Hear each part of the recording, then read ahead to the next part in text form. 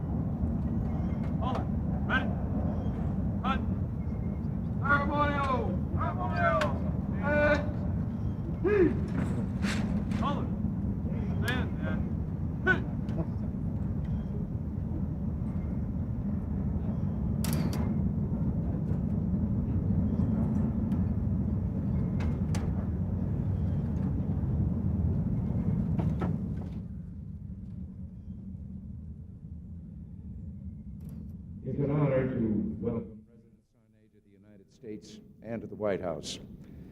Brazil is a vast nation of hardy people, a country which shares with us a frontier heritage and a spirit of enterprise and independence. As was true for our country, people came to Brazil from many parts of the world to make a wilderness, to better their lives, and to live in freedom. And since the early days of both our nations, our countries have enjoyed bonds of commerce and friendship. I'm delighted today to have this opportunity to meet with President Sarney, to get to know him personally, and to discuss those issues which arise between great nations. President Sarney is leading Brazil during a time of great transition, political and economic. Its peaceful return to democracy, accomplished with the goodwill and cooperation of all segments of Brazilian society, has been a model which others throughout the world, but especially in this hemisphere, should follow. Indeed, freedom is the birthright of all Americans, and that means every soul from the north slope of Alaska to the tip of Tierra del Fuego. President Sarney, we rejoice that Brazil has again joined the ranks of free nations. And from what we can see and hear, that joy is apparent in your country also. You described it when you said, Brazil has just emerged from a long night. Her eyes are not red from nightmares. On her lips she bears an open gesture of confidence and a song of love for liberty. Well, those words were well spoken, the words of a poet and a leader who loves his people and loves liberty.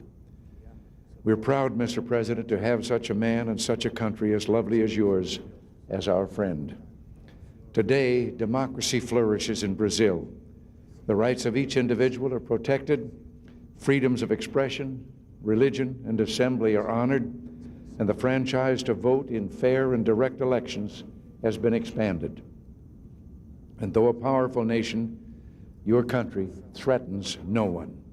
Brazil is at peace with itself and with its neighbors. And today, Brazil is proving the fundamental relationship between human freedom and economic progress. They go hand in hand.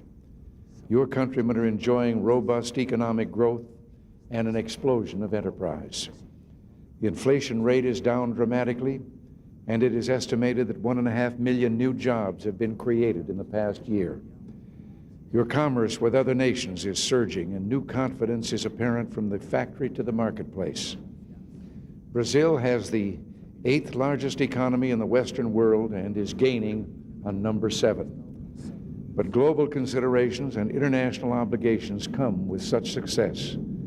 There can be little doubt that Brazil is emerging as a world power and is facing new challenges and responsibility as such. As two of the world's most energetic economies, we have a stake in strengthening the world trading system, protecting the viability of international monetary and financial institutions, and promoting growth and development, especially in the third world. The world now has a stake in Brazil, and Brazil has a stake in the world.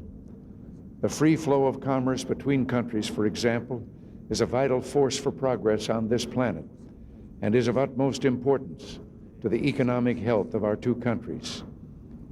It is up to us to do our best to keep those lines of commerce open.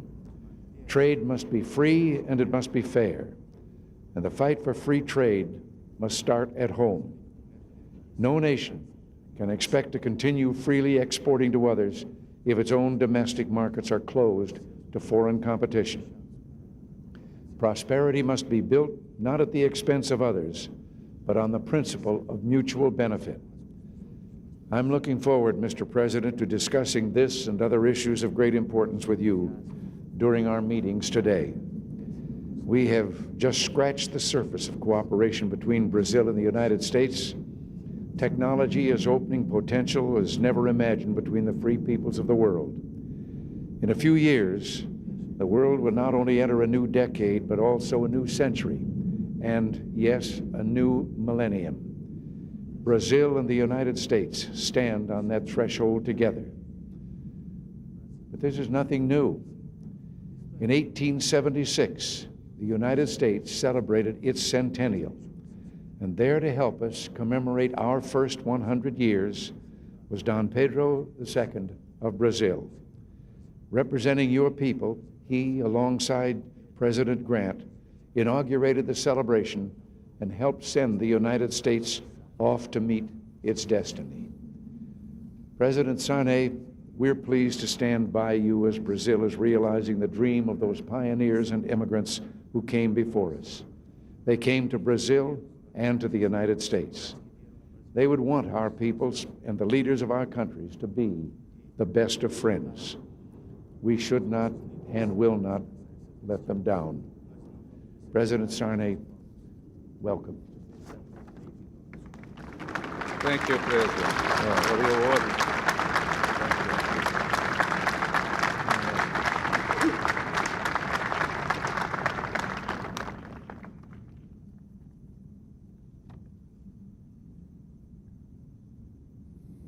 Thank you, Mr. President.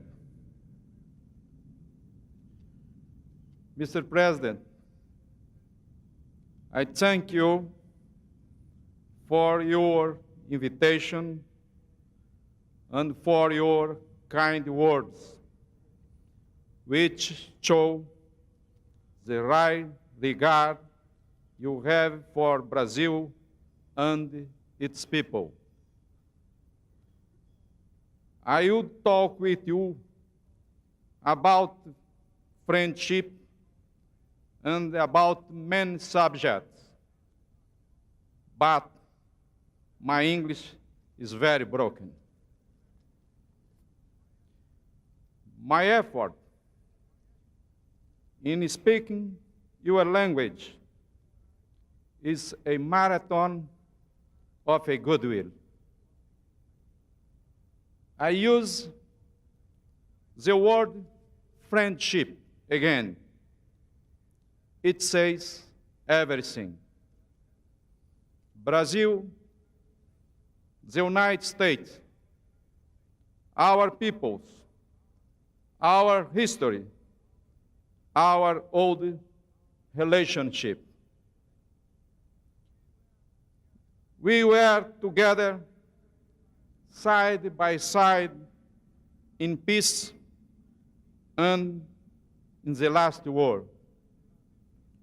We will be together in the construction of the present and of the future. All Brazilians feel happy with your invitation. Our meeting reinforces democracy in Brazil and in Latin America. So I see it. The only ideology of Brazil is democracy. It guides us, and it has permitted us to overcome the trials we had to face in the recent past. We are now back on our feet. We need friends like the United States. We need partners to grow. President Reagan, we admire your performance, your strength, your tenacity, your statesmanship. Your qualities inspire confidence to the American people. You gave a decisive personal contribution to the relations between our two countries in a moment of a great uncertainty. Now, almost 4 years after your visit, Brazil is a different country, a new country. conciliation, and changes helped us achieve a peaceful transition to a free, democratic government. We are growing fast again. We are meeting our obligations. Our people have more jobs and better wages. We believe, like you, in a free enterprise as a basis for development. We know that political freedom cannot survive when economic freedom no longer exists. You once said that Brazil was a force in favor of moderation and balance. We are proud of that record. We will dedicate all our efforts to continue to be a force for stability and peace. Our meeting will mark a fresh start for our relations. Relations that are based on common goals and values and on a mutual respect for our difference. To Mrs. Reagan, Marley and I wish to express our most friendly greeting, thanking her for the very warm welcome with which we are being distinguished. Mr. President, in Brazil, we say that the man who has a friend has two souls. Brazil and the United States, two souls on one single destiny, the destiny of friendship. Thank you.